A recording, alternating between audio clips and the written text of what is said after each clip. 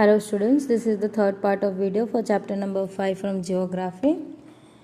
In the last video we have learned about the tsunami and what a huge destruction and damage was caused in the Indian Ocean and the coastlines and it is affected many states also, and many lost their lives and the land also become infertile. So in this video we are going to learn about the new topics, that is tides. So what are tides? The rhythmic rise and fall of ocean water twice in a day is called as tide. It is high tide when water covers much of the shore by rising to its highest level, and it is low tide when water falls to its lowest level and recedes from the shore. So generally on the seashore, this would be a seashore. From here, if it is moving to the highest level, then it is called as high tide. HT I have written over here. And from if the water falls into lowest level or recede from the seashore, then it is called as low tide. So generally the rhythmic fall of ocean water is happening in twice a day. It is occurring twice in a day, that is called as tide. Let us understand why it is happening. The strong gravitational pull exerted by sun and the moon on the earth's surface causes a tide. So you can see over here the strong gravitational pull on the earth's surface that causes tides. So why it is happening two times, as we have read already? Because during the day you can find sun and during the night you can see the moon. So because of this they are exerting the gravitational pull on the earth surface, and this causes the tides. So the water of the earth closer to the moon gets pulled under the influence of moon's gravitational force and causes high tides. So the water on the earth, over the earth, that is being pulled by moon's gravitational pull, that is influenced by the moon's gravitational pull or force, and that causes the high tide. So during the full moon and new moon days, the sun and the moon and the earth are in the same line and the tides are highest. Generally, as we read that it occurs two times, during night and day. So early in the morning and at the night it is seen as high tide daily, and the other time when the high tide is seen most probably are on the new moon and full moon day. So the all two planets and as well as this satellite, they are coming in same line. You can see sun, moon and earth. Sun, earth and moon during the new moon and full moon day.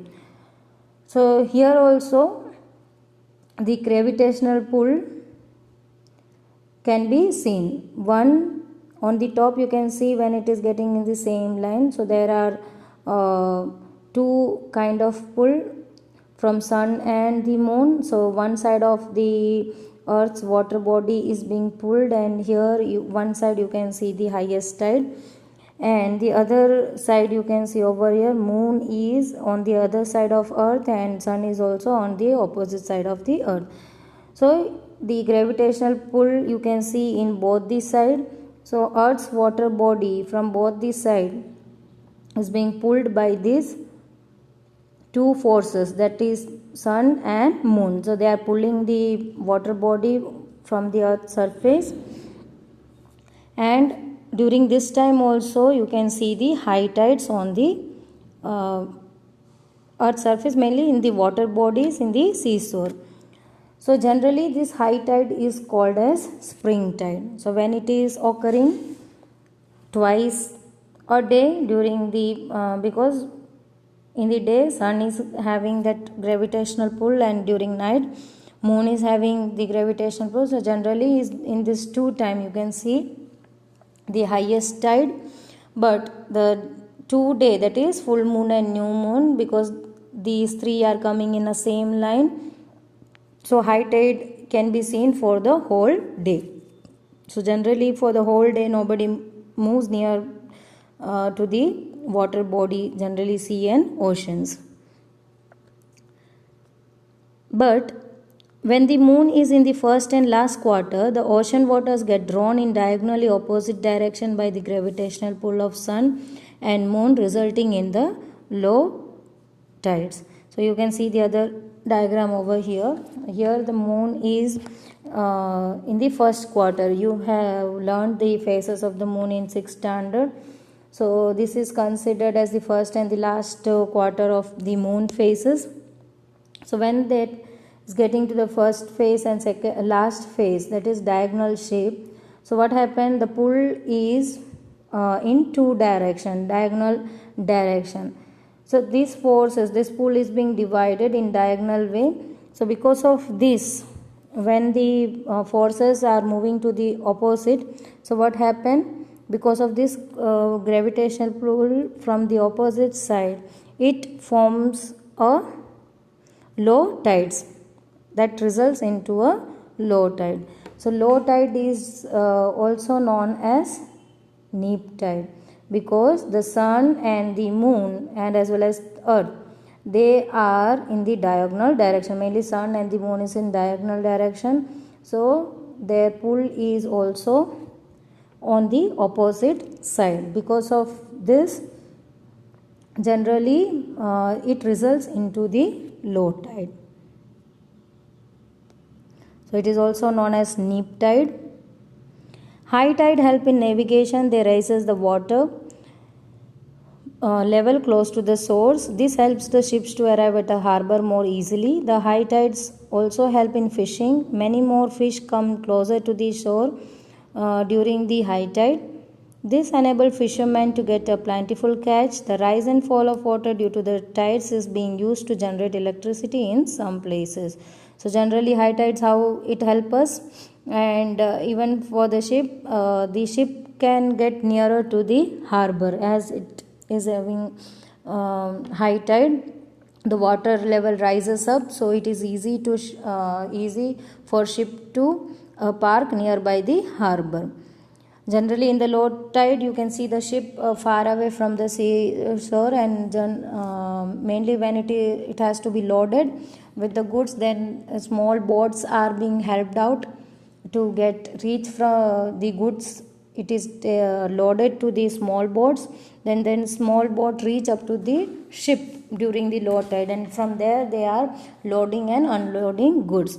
But during the high tide, what happens? The ship directly can get nearer to the shore area or to the harbor area, and loading or unloading, it is very easy during that time, during the high tide. High tide also help in fishing also. During the high tides, the fishes comes nearest to the shore area, and it enables for a good catch for the fishermen. So plentiful of fishes is being catched by the fishermen. Again, it also helps out for generating electricity. The tide is also used for this purpose. Now see the activity to the left hand side. Fill the 3/4 of a bucket with the tap water. Heat the water by putting an immersion rod on one side of the bucket. On the other side, introduce an ice tray just removed from the freezer. Add a drop of red ink to observe the path of current by the process of convection. So this is the process how the current is passing by the process called as convection. That is to understand about the ocean current. Ocean currents are streams of water flowing constantly on the ocean surface in definite direction. So every river is having ending point, that is to the ocean. So these streams that constantly enters to the ocean surface, so it is entering to the ocean body in a definite direction. So the currents may be warm or cold. So these currents may be warm or cold. It depends upon the area from where it is flowing. Generally, the warm ocean currents originate near the equator and move towards the poles. So generally, this current is flowing from near. It originates near equator and it moves towards the pole area, that is colder region. The cold current carry water from polar or higher latitudes to the tropical or lower latitudes. Here are the example. The Labrador Ocean current is cold current, while the Gulf Stream is warm current. So generally from the cold current, it enters to the warm current area. So these are the two examples. The ocean current influences the temperature condition of the area. Warm current brings about warm temperature over land surface, and the areas where the warm and cold currents meet provide the best fishing ground of the world. Sea around Japan and the eastern coast of North America are such example. The areas where a foggy, warm and cold current meet also experience foggy weather, making it difficult for the navigation. So generally the area, first we will learn about the temperature. So the temperature condition also influence by the ocean currents. So if the warm current, the area is faced by the warm current, so generally this area is facing or experiencing what? The temperature on the land surface, warm temperature on the land surface. And where the area is experiencing the two, that is warm and cold currents, where these two meets, this provides a best fishing ground, because this kind of weather is suitable for fish breeding. So generally in this area you can find plenty of fish. So such examples are seas around Japan, eastern coast of North America is the example. Here you can find the plenty of fish. Now there is where a warm and cold current meet together, that area could face a foggy weather. We have learned about the convectional rainfall, cyclonic rainfall in the previous chapter. The same thing can be found, because the warm air is meeting up the cold current. So cyclonic rainfall can be occurring, or the region would be faced with the foggy weather. And because the fog increases, what happens? When the fog melts, the rain occurs. So this kind of foggy weather can be seen in the water bodies. Generally this kind of climate is seen on the water bodies itself, as we see that these foggy weather makes the navigation very difficult. So generally while traveling in the sea route, this kind of weather finds a difficulty.